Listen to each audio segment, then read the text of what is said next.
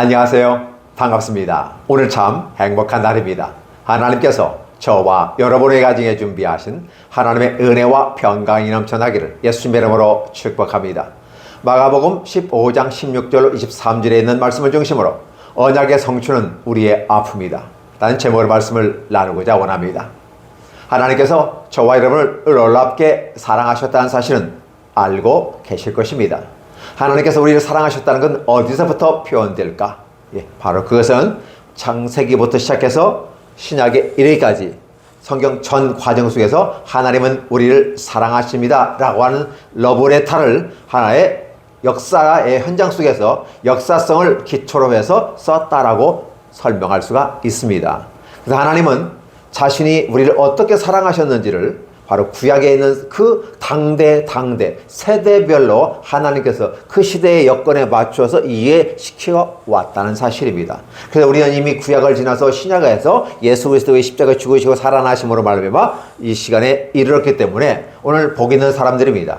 즉 미래의 사건에 대해서 알지 못했던 그 구약의 사람들은 앞으로 역사가 어떻게 진행될지, 앞으로 메시아가 어떻게 올는지에 대해서 사실은 소경이 코끼리 만지는 식의 표현을 해볼 수 있었습니다. 그러니까 막연했다는 사실이죠. 불확실한 것 같은데 뭔가가 있어. 그런데 역시 불확실해. 확실히 뭔지는 어떤 방식인지는 모르겠어. 하나님께서 사랑하신다고 하는데 도대체 어떻게 사랑을 우리에게 표현하실지 우리는 기대할 수밖에 없었어. 그래서 아브라함 같은 경우는 멀리서 바라보고 믿었다 이런 표현을 쓰게 되고, 수많은 구약의 사람들은 앞으로 멀리서 미래의 사건을 보면서 하나님이 이렇게 하실 것이라 라고 추측이 가능했다는 사실입니다. 그렇다면 하나님께서 오늘 어떻게 사랑하셨는지, 그것이 약속이고 그 약속을 우리는 언약이란 종교적 용어를 통해서 표현합니다. 그러니까 언약은 그 약속이기 때문에 하나님의 놀라운 은혜가 우리에게 어떻게 임하고 어떻게 진행되며 어떻게 실천, 성취되는 과정 속에서 우리 가운데 임하였는지를 보여주는 것입니다. 따라서 언약의 성취는 저와 여러분의 큰 기쁨이라는 사실입니다. 그럼에도 불구하고 우리는 그 언약의 성취가 기쁨인데도 오늘 제목에서는 언약의 성취는 우리의 아픔이다라고 제목을 정해보았습니다. 이것은 뭔가 틀린 것 같이 느껴지지만 그러나 양극단에서 만날 수 없는 기쁨과 즐거움의 어떤 끝과 끝이 함께 뭉쳐지는 사건이 발생하는데 바로 그게 예수 그리스도의 십자가에 죽으시는 그 과정을 오늘 성경을 통해서 보기를 원하는 것입니다. 분명히 하나님은 언약의 성취를 통해서 내가 너희를 어떻게 사랑했는지를 보여주는 것이죠. 결국 사랑이라는 것은 말로만 사랑하는 것이 아니라 실천하는 사랑이 필요하다. 그래서 아무리 천사의 말을 할지라도 천사의 말을 할지라도 어떤 효험과 결과가 드러나지 않으면 우리는 꽹과리가 된다. 어떠한 행위를 해도 사랑이라는 어떤 것이 묻어나지 않는다면 의미가 없는 거다. 하나의 지나간 이벤트로 끝나지만 이벤트로 끝나기 앞서서 영적인 하나님의 은혜와 섭리가 있어야 된다라는 사실이었어요. 그 하나님의 역사와 섭리는 바로 언약 성취라고 하는 부분이에요.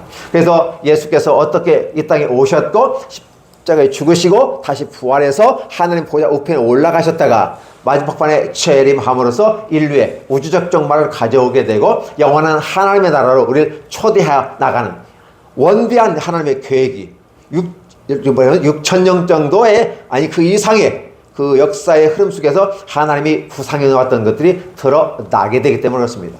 그래서 언약의 성취라고 하는 것은 대단히 큰 의미가 있는데 여전히 우리에게는 아픔이다. 왜 아픔일까? 바로 그것을 언약을 성취하기 위해서는 궁극적인 부분 속에서는 우리 죄를 씻어야 되는데 무엇로 씻을 것이냐라는 부분이었어요. 그래서 창세기에 보면 죄를 지은 아담과 하와에게 스스로 인간의 노력과 수고로 의해서 만든 무화과나무 치마를 입었지만 여전히 어느 일정 기간은 유효하지만 그러나 해가 떠서 말라 비틀어짐으로 무효했다라는 부분이에요. 이게 계속 지속적인 어떤 인간의 노력과 수고가 있어야 되는데 안 되는 거잖아요. 그래서 부끄러워서 숨었습니다. 아담아, 하와야, 어디 있냐? 제가 부끄러워서 숨었습니다. 하나님 말씀합니다. 누가 너에게 부끄러움이라는 단어를 알려주었느냐라는 사실이에요.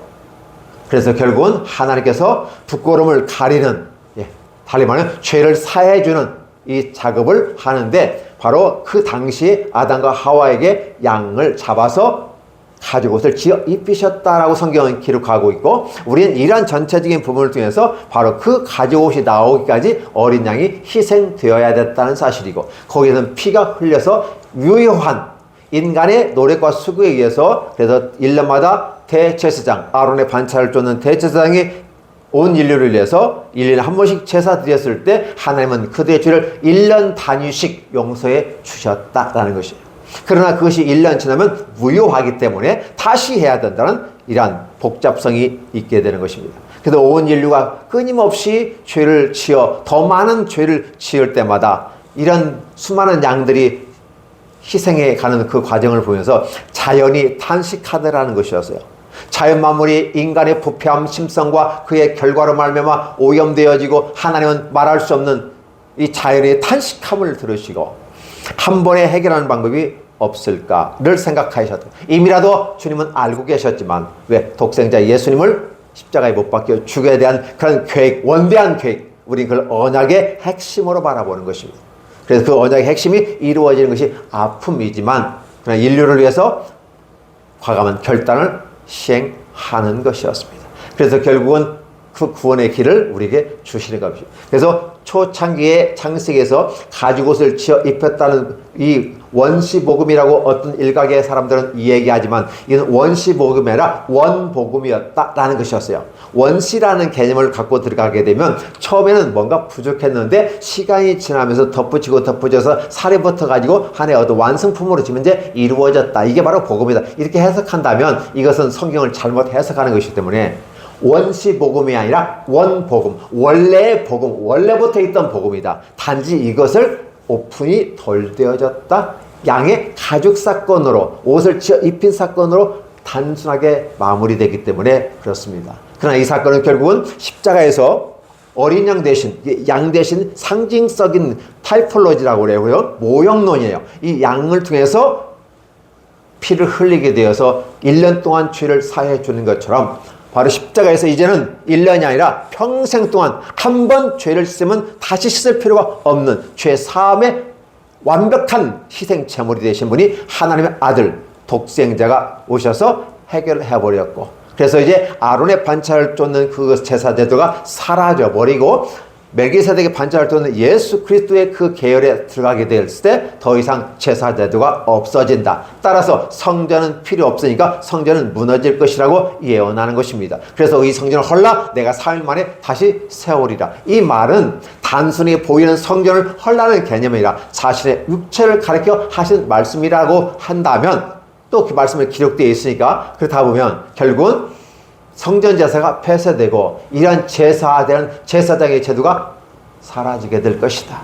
새로운 영적인 제사장이 나타나는데 바로 저와 여러분들이 단번에 아론의 반차를, 사람을 통해서 하나님께 가는 과거의 모습의 몽학 선생처럼 어린아이를 인도하는 유치원 선생처럼 이끌어왔다면 이제는 유치원 선생이 아니라 고등학교 선생이나 대학교 교수처럼 가서 알려주고 풀어서 너희가 스스로 해봐 라고 지도하는 것처럼 오늘 저와 여러분들이 바로 하나님 아버지께 바로 직선 다이렉트라고 하죠. 바로 성소에서 지성소로 들어갈 수 있는 그 길을 열어놓으신 겁니다. 그게 바로 예수께서 십자가의 죽으심으로 성전 휘장이 찢어지면서 예수님의 피에 의해서 우리가 그곳에 갈 수 있다는 사실을 보여주는 것이죠.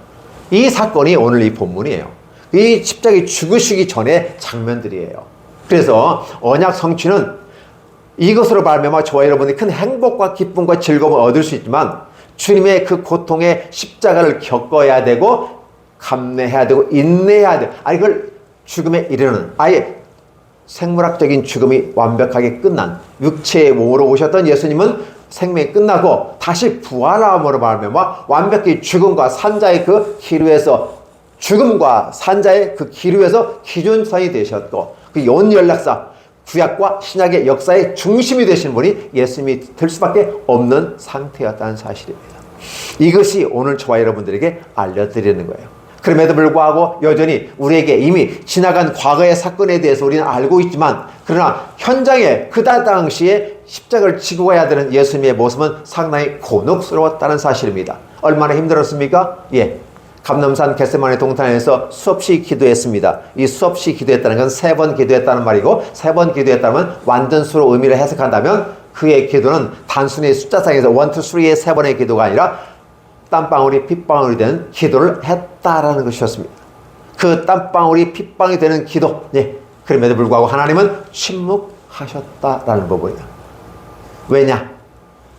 힘들고 어려운 거 뻔히 아는데 동정표 좀 날리면 그거 붙잡고 날라오면 성부 하나님도 곤혹스럽기 때문에 그렇습니다. 그래서 그걸 알매도 불구하고 성부 하나님께서 눈을 찔끔 감고 침묵하셨습니다. 문제는 뭐냐면 너의 태인 십자가는 내가 지고 가야 된다. 이미라도 약속한 것은 번복할 수가 없어. 번복할 수도 있지만 그렇게 한다면 온 인류는 절망에 여전히 빠져서 온 그 엄청난 시간 동안에 인류가 죄로 말미암아 죽어가는 그 현장을 구원할 길이 없기 때문에 하나님은 결단을 하게 되는 것입니다. 그것을 예수님께 얘기하는 것입니다. 무엇으로서? 침묵으로 얘기합니다. 응답을 안 해주신 것이 아니라 침묵하는 것입니다. 네가 알잖아. 사도 바울이 마치 눈 놓고 하나님께 기도했을 때 이것이 내게 족하다. 더 이상 나에게 기도하지 말라. 이 제목으로는 기도하지 말라. 라고 하나님께서 사도 바울의 길을 단절시켜 버렸습니다. 사도 바울도 배척당한 거예요. 기도응답이 안 된 게. 기도응답이 안 되는 걸까요? 기도응답은 됐는데 안 주는 것이 하나님의 뜻이라는 계획을 가졌을 때 사도 바울은 그대로 수용하는 것을 볼 수 있었습니다. 그래서 연약하고 부족한 중에도 여전히 복음을 위한 헌신하고 나가는, 그래서 눈이 밝아지고 안 밝아지고의 문제가 아니라 하나님 앞에서 그럼에도 불구하고 헌신하는 사도 바울의 모습은 너무나도 탁월하고 아름다움이고, 그 과정을 순종하는 적으로 가면서 내가 그리스도를 본받는 것처럼 너희도 나를 본받으라고 하면서 이 십자가의 길 같은, 사도 바울은 십자가는 지지 않았죠. 물론 사형의 그 단두대에서 했지만 결국은 이 길을 걸어가는 모습을 우리에게 보여주면서 스승이 가는 길을 제자가 따라가고 그 또 다른 제자들이 그 길을 따라갑니다. 오늘도 우리는 예수님의 제자가 되어져서 그 길을 걸어가는 것입니다. 그 길을 걸어가는 데는 쉬운 길은 아니라는 것이었습니다. 바로 여전히 오늘도 이 땅을 향해서 가는 예수님의 제자가 되기를 희망하는 저와 여러분들은 하나님의 말씀을 듣고 이 성경 말씀을 읽고 과연 그리한가를 묵상하며 과연 그리하다고 여러분만의 확신이 든다면 이 길을 묵묵히 따라가야 하지 않을까요? 우리 하나님은 그걸 요구하고 계신다는 것입니다. 그렇죠? 그래서 그건 아픔이에요. 예수님이 십자가에 지고 그 길을 가셨어요. 얼마나 힘들고 어려웠는가를 이미 저와 여러분은 알고 있습니다. 사도 바울도 알고 있어요. 제가 로마에 가야 되는데 로마에 가면 죽는다는 거 뻔히 알아요. 주변에서도 말려요. 그래서 눈물의 이별 설교도 하고 당부하고 내가 여기 있는 것이 너희들한테 좋지만 내가 이제는 가야만 하는 역사적인 하나님의 계획 속에 있는 거였기 때문에 나도 이 역사의 현장 속에 사라져야 되는 거야. 이제는 내 몫이 아니라 너의 몫이야. 내가 언제까지나 너희와 함께 있을 수 없었어. 예수님도 이 땅에 오셔서 33년 동안의 공생의 기간 거쳐서 33년 같이 있었지만은 여전히 함께 할 수 있는 게 아니었어. 그렇죠. 가셨다가 물론 그분은 다시 오시지만 나도 가야 되는 거야. 이제 내가 가면 나 말고 바로 너희들이 내 일들을 대신 해야 되기 때문에 그 길을 걸어가야만 하는 것이라는 사실을 얘기하는 거죠. 그래서 이제는 예수의 가신 그 길을 제자들은 갑니다. 제자 아닌 분들은 안 가셔도 돼요. 쭈삣쭈삣하고 뒤로 한 발짝 물러나도 됩니다. 그러나 성령이 임한 제자들은, 성령의 충만함을 입은 제자들은, 달리 말하면 예수의 영이 임한 성령의 역사로 말미암아 그것이 충만해진 자들, 그리고 내가 십자가에서 죽으시고 살아나신 예수 그리스도를 말미암아 살았다고 말하면 내 안에 그리스도가 살아서 역사한다고 믿으신다면 여러분들은 순종의 길을 걸어가게 되는 것입니다. 목사인 저 자신도 그 길을 걸어가기를 원하는 것입니다. 왜냐? 알았으니까 깨달았어. 몰랐을 때는 대척하고 배척하고 욕하고 싫어요 뒤로 쭈삣쭈삣 빠질 수도 있습니다. 그러나 은혜를 알았다면 입 딱 다물고 가는 겁니다.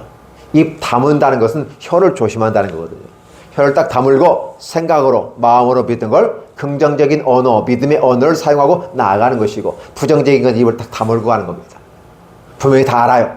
그럼에도 불구하고 긍정적인 것만 얘기하고 긍정적인 것만 생각하고 긍정적인 것만 가요. 부정적인 거 뻔히 알아요. 그러나 그걸 내뱉어서는 안 되죠. 왜? 내뱉는 순간 언어의 역사로 인해서 부정적인 사건이 주변에서 마치 전갈과 뱀이 쭉쭉쭉쭉 올라와서 광야길을 가는 사람들을 물어버린 것처럼 우리의 인생을 물어뜯어 버릴 수 있고 열이 오를 수 있는 위급한 상황이 발생할 수도 있는 것입니다. 왜 성도들은 오늘도 참으로 좋은 날입니다, 오늘도 참으로 행복한 날입니다 라고 말할까요?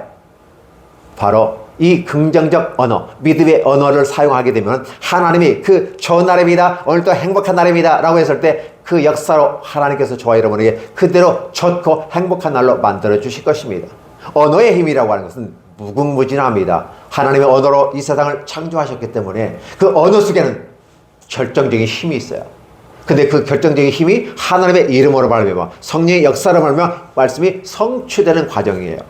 그래서 예언의 성취라고 하는 것은 말씀의 성취가 되어지는 것이고 그 성취의 핵심인, 그래서 말씀이 육신 가운데 오신 예수 그리스도, 예수께서는 어떻게 표현하느냐, 육신 가운데 오셨지만 여전히 말씀이라는 사실이죠. 말씀이 이루어지는 과정을 우리가 언약의 성취의 과정으로 표현해 보기 때문에 예수님은 결국 십자가의 길을 칠 수밖에 없고 십자가의 그 길을 걸어가는 예수님을 바라보면서 우리는 행복하고 웃습니다. 왜? 주님께 십자가에 치고 메말라 고통하는데 그거 보고 뭐가 재밌어서 웃을 수 있겠습니까? 그러나 예수께서 다시 죽으셨다가 부활하실 걸 생각하고 이 길을 걷지 않으면 안 되기 때문에 그 자기 몫에 태인 십자가를 지고 나를 따르라고 하는 주님의 음성을 우리가 들으면서 가는 겁니다. 또한 우리가 그의 제자가 되어서 그와 같은 길을 여전히 걸어가면서 다음 세대에게 그 메시지를 전달하는 것입니다. 예수께서 사도 바울에게 주셨고 사도 바울이 또 우리에게 주시는 것, 또 우리는 우리 다음 세대에게 그 길을 걸어가야 됩니다. 그런데 말입니다, 오늘 저와 여러분들이 다음 세대에서 우리 믿음의 선배들이 선지들이 했던 그 일을 똑같이 해서 그들에게 후대에게 전할 수 있을까요? 지금 이 시대는 시대가 다르다고 표현하면서 말하기를 자신의 야망과 욕심과 나를 지혜롭게 하고 나를 내가 바로 탐스럽게 여길 정도로 이생의 자랑들, 이 같은 걸, 그것들이 나를 지배하게 되니까 우리 믿음의 선진들이 했던 그 길을 따라가지 못하고 자신의 욕심과 야망을 따라가면서 자신의 자아를 더 높여 나아가는 것입니다. 이게 바로 몽학 선생을 따라가는 구약의 개념이고 초등학문을 따라가는 것이고 율법 지향적이면서 바로 인간 휴먼 스탠다드에 가는 왜곡된 복음을 전하는 것이었습니다. 여전히 그들은 믿음을 따라간 사람들이, 신앙을 따라간 사람들이에요. 종교를 따라간 사람이 아니에요. 그래서 기독교조차도, 기독교도 종교로서 머무른다면 기독교에도 구원이 없는 거예요. 구원이 종교로서는 없어요. 그러나 그 종교를 뛰어넘었을 때 바로 거기에 구원이 있습니다. 놀라운 일입니다. 도덕과 상식과 윤리의 기준을 가지고 와서는 구원이 있을 수가 없어요. 도덕적 가치와 윤리만 가지고 하는 것은 하나의 도덕선생에 불과한 거죠. 하나의 이 땅을 살아가는 기준선에 불과한 겁니다. 그러니까 이 땅에 사는 기준선이 아니라 생명으로의 기준선은 바로 그걸 단계를 넘어서 버리는 거예요. 종교를 넘어서도 고등학문이고 고등학문이 복음을 받아들였을 때 바로 그게 됩니다. 그래서 율법이 먼저냐 복음이 먼저 했을 때는 복음은 아브라함으로부터 온 게 복음이고 율법은 모세로부터 온 거 복음이라 정해본다면 복음이 율법보다 앞서 있고 이 복음을 위해서 율법은 어떤 삶을 살 것인가라는 후자의 모습으로 삶의 지침으로 내온 것이다. 그러면 이런 모든 걸 이루는 건 복음이다라는 사실이죠. 그러면 율법을 따리 말하면 사랑이기 때문에 그럼 복음은 사랑이다라고 보십니다. 그래서 복음과 사랑은 같은 것이죠.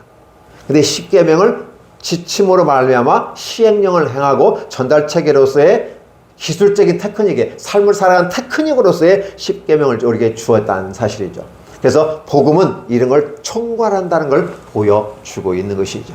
그래서 그 십계명을 표현하면서 예수께서 그대로 십자가의 길을 걸어가셨다는 사실을 생각해 본다면 주님은 거절하지 아니고 마치 털 깎는 자 앞에서 순전한 양처럼 그대로 저항하지 않고 순응해 갔던 것입니다. 비록 그 십자가에 지어야 되는 치욕의 모습을 겪으면서 다 모욕을 다 참아가면서 군병, 포악한 로마 군병들과 간악한 유대 군병들에 의해서 진행되는 이런 모든 것들이 다 견뎌내야만 했던 것이고 결국은 그 십자가의 길을 져야만 했던 것입니다. 예수님은 12영이나 되는 사람들을, 그 영들을 보내어서 얼마든지 제압할 수 있는 권한과 능력이 있어요. 그럼에도 불구하고 하지 아니하시고. 왜? 내가 죽어야만 되는 거예요. 이미 하나님과 함께 약속이 되어졌고 그 순종하는 모습으로 가는 모습이 바로 예수 그리스도의 모습이란 사실인 것이죠. 우리는 이런 것을 바라보면서 언약의 성취가 하나님의 뜻을 이루는다고 하는 건 놀라운 일이고 기쁨의 일이고 행복한 일이고 우리에겐 진정한 복음이 되는 거예요. 그러나 그걸 이루시고자 가시는 예수님의 그 발걸음을 쳐다보고 있는 주님을 사랑하는 제자들은 그 모습을 보면서 울 수밖에 없어요. 내 죄 때문에 주님이 그 길을 걸어가시는데 웃기는 웃어야 되겠는데 행복이라고 말해야 되겠는데 나를 위해서 걸어가셨던 예수님, 이미라도 2000년 그 전에 걸어가셨던 주님의 사건인데 오늘 우리는 이 말씀을 읽으면서 내 죄 때문에 그분이 걸어가신다 이 모습을 보면서 주님 죄송합니다. 주님 죄송합니다. 주님이 그 죽음을 보고 나는 기뻐해야 되는데 그래서 십자가의 언약의 성취는 우리의 마음에 큰 아픔인 것입니다. 이 아픔이 있을 때 우리는 성숙해져 가는 것이고 그 아픔을 바라보면서 여전히 우리도 주님의 길을 걸어가고 또 이러한 사랑들 우리 후대에게 알려줘야만 하는 것입니다. 그래서 주일학교가 살아내야 되고 우리 청소년들이 살아내야 되고 우리 청년들이 살아내야 되는 것입니다. 작년에 노예 이게 생애 주기학적인 차원에서 가야만 하는 것입니다.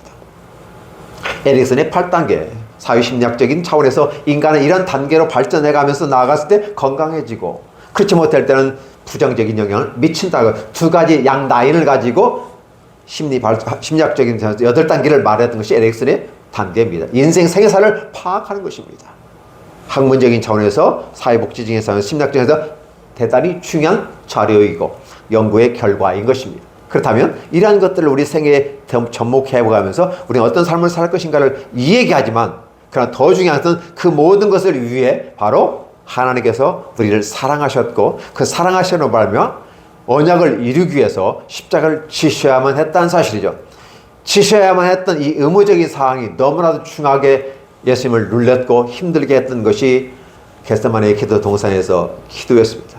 그래서 물이 나와야 될 땀방울이 핏방울이 나올 정도 했다. 이 표현이 단순한 문학적인 표현을 넘어서서 그 고통스럽고 힘듦의 하나의 문학적인 표현이지만 결국은 핏방울이라는 단어가 연상되는 것은 십자가에 피 흘려 돌아가신 예수 그리스도의 보혈을 얘기하는 것입니다.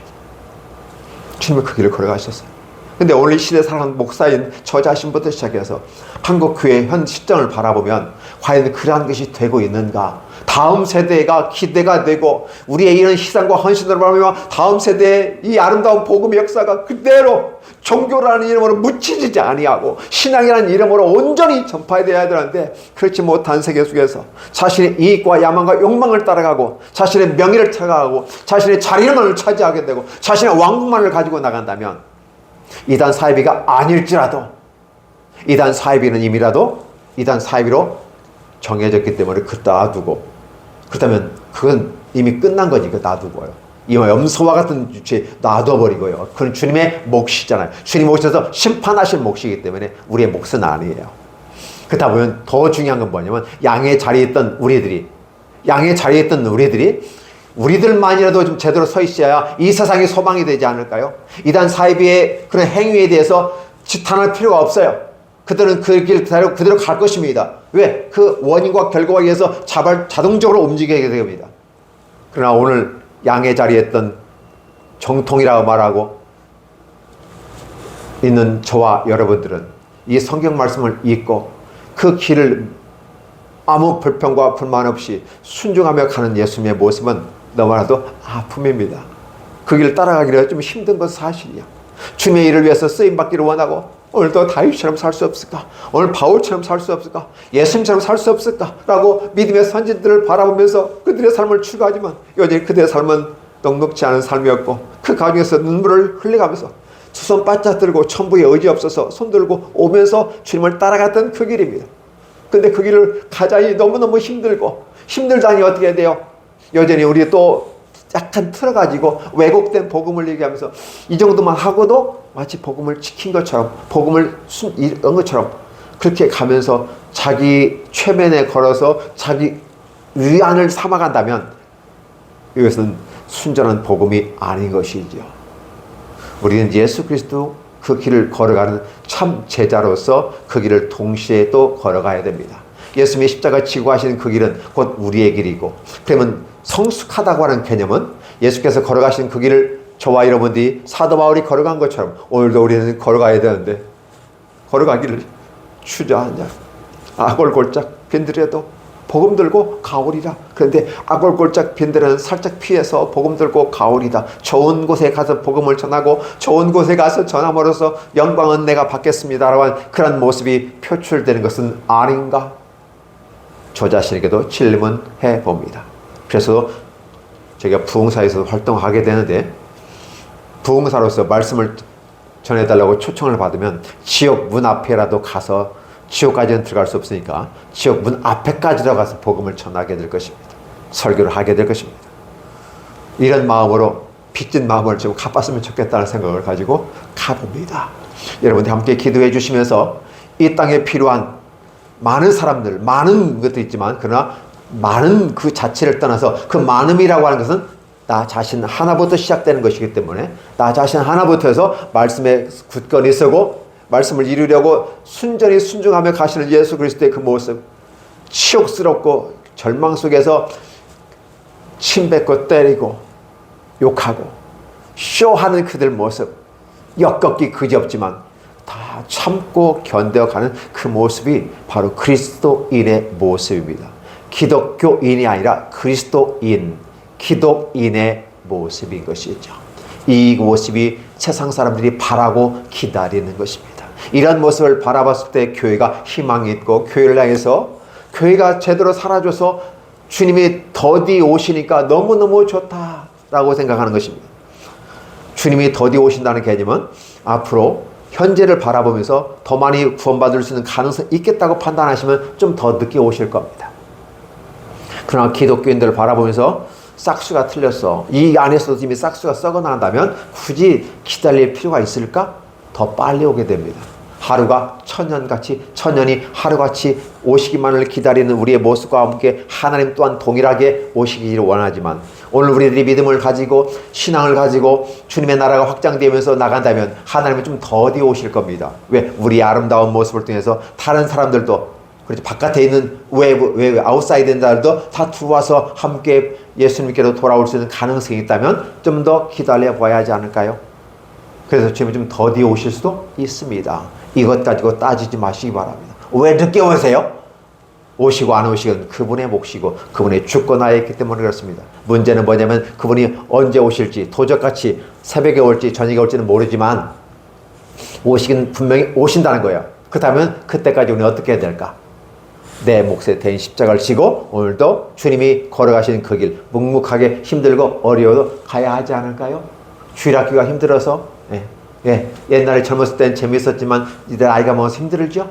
힘들죠? 그래서 누가 알아주지도 않고 그럼에도 여전히 또 우리는 주 옆에 가야 되는데 힘들죠? 그때 가는 겁니다.